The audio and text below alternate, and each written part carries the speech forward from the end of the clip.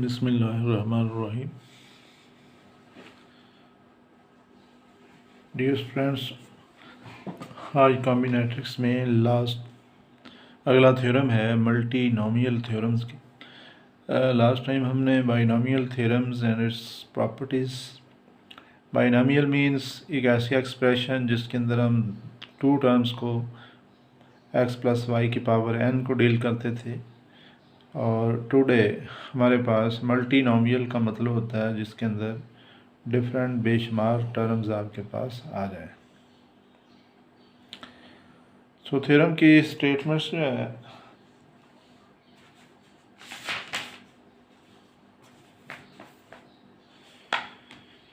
For all mn belonging to n, for all mn members of n, x1 plus x2 so on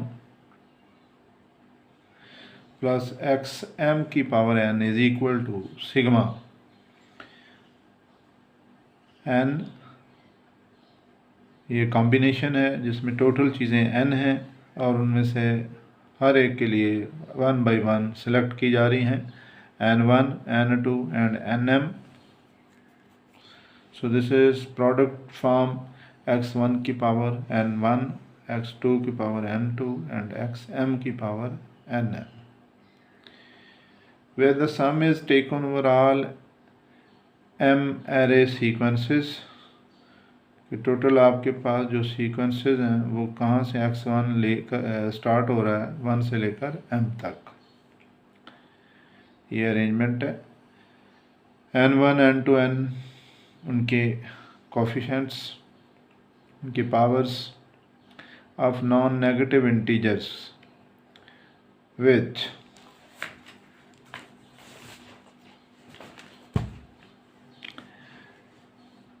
n जो है this is equal to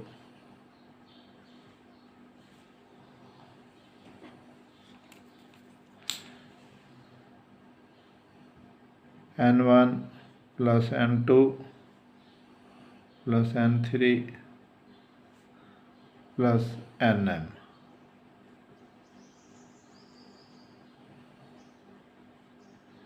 ये जो आपका n है ये सम of all powers हैं, जितने भी n1 n2 से लेकर nm तक, इन सब को आपने क्या करना है, सम करना है।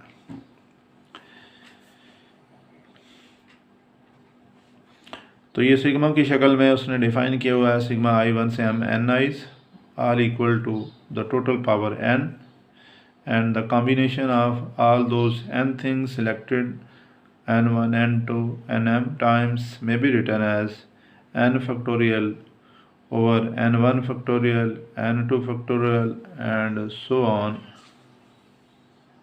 आपके पास ये सारी की सारी nm तक आप इसको नीचे लिख सकेंगे।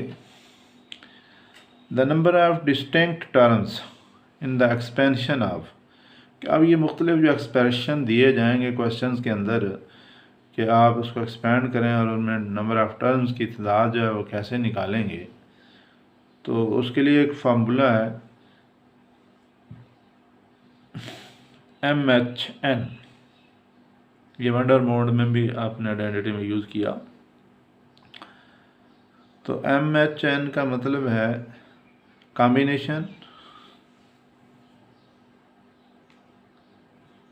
Of n plus m minus 1 and n। तो ये फार्मूला है जिसके अकॉर्डिंग हम उसमें टर्म्स की तादाद जो है वो फाइंड आउट कर सकेंगे।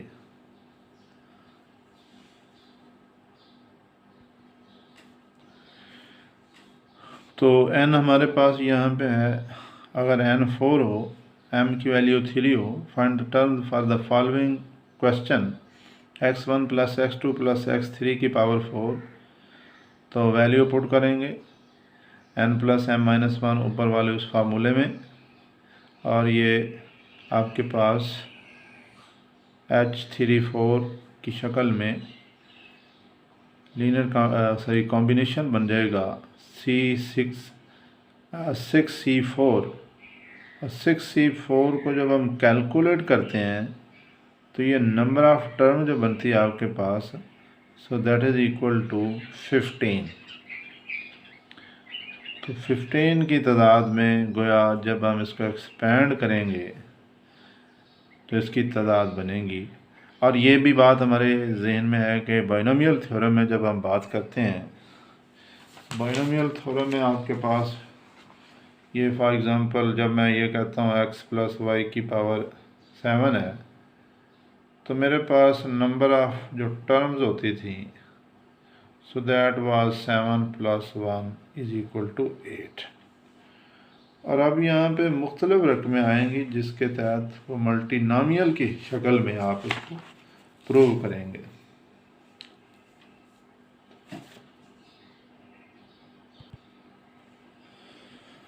अब यहाँ पे देखिएगा x1 plus x2 plus x3 की पावर 4 है। सबसे पहले जो n की जगह है वो 4 है, तो हम 4 लिखेंगे।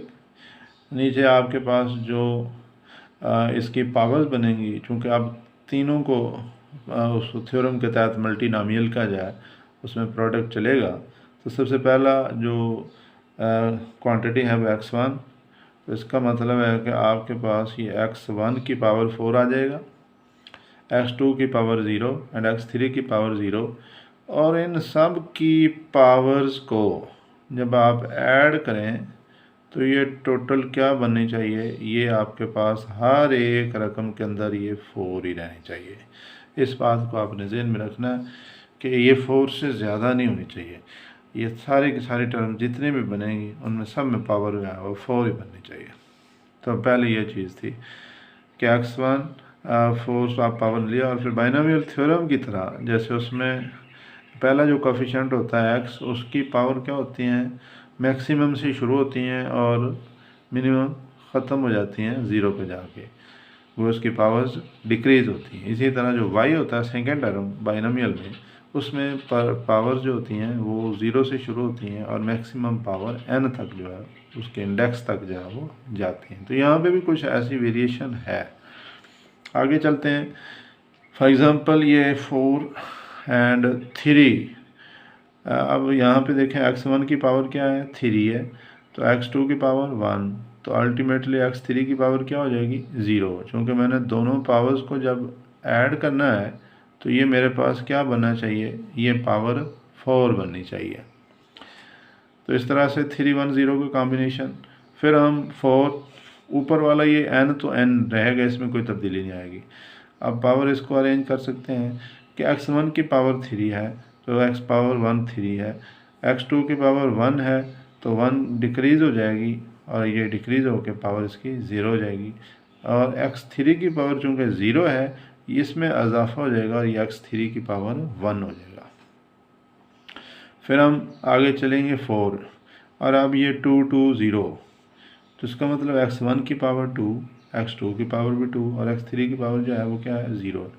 अब होना क्या है कि आगे जाके इसकी पावर जो है उसमें कमी आएगी और x3 की पावर में इंक्रीज़ हो जाएगा, तो x2 की पावर 1 बनेगी और x3 की पावर भी आपके पास ये अगले स्टेप में ये 4 2 1 1, ऐसे ही x1 की पावर ये देखें 2, x2 की पावर 1, x3 की पावर 1।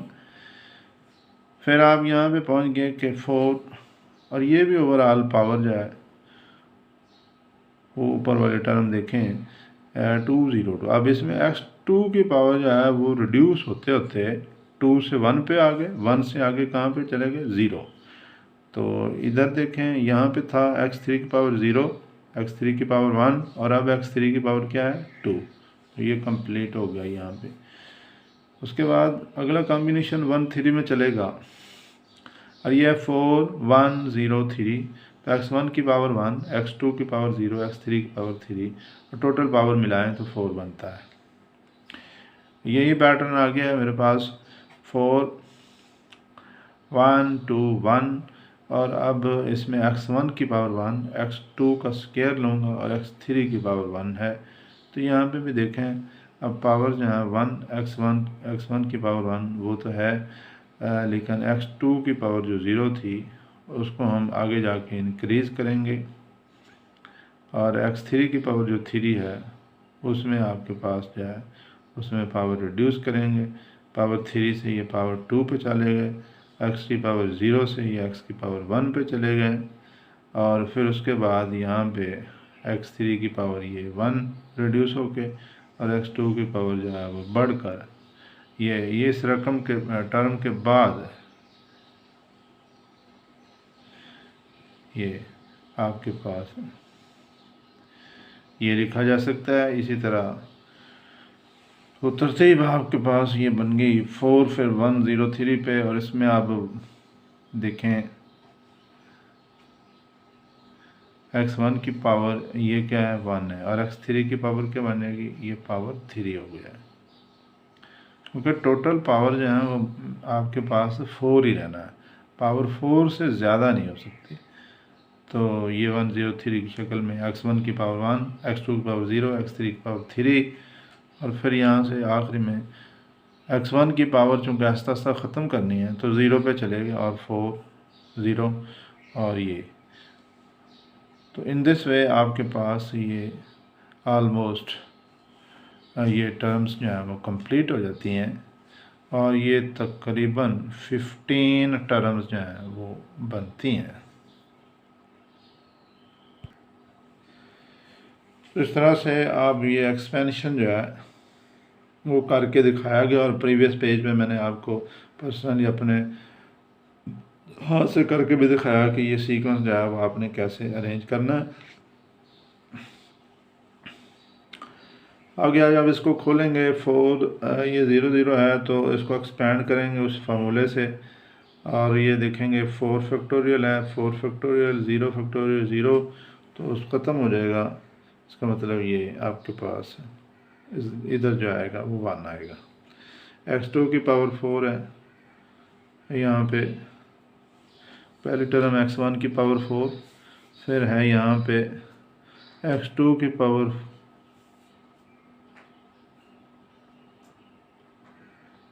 अब इनको 1 बाय 1 एक्सपैंड करके और फिर बाद में इनको आपने ये देखें जब इसमें आप ओपन करेंगे 4 3 0 है, 4 फैक्टोरियल है,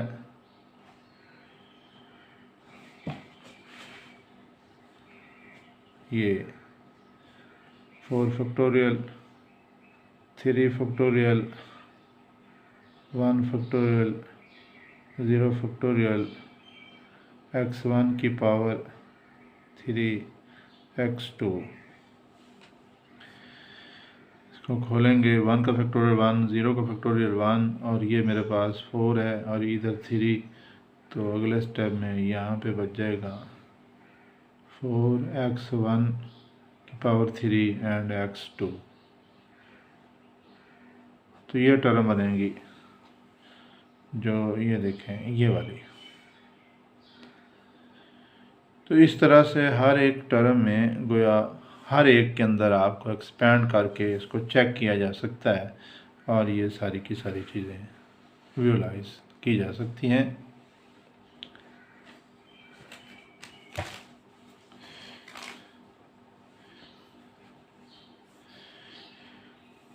ये लिखा है कि मल्टीनोमियल कोफिशिएंट्स जो हैं, in fact multinomial coefficients are actually the generalisation of binomial coefficients. ये बाइनोमियल कोफिशिएंट्स का मतलब है बाइनोमियल थ्योरम। ये देख लें आप, ये बाइनोमियल थ्योरम की स्टेटमेंट्स जो है वो भी ज़हन में रहें। So this is the binomial theorem.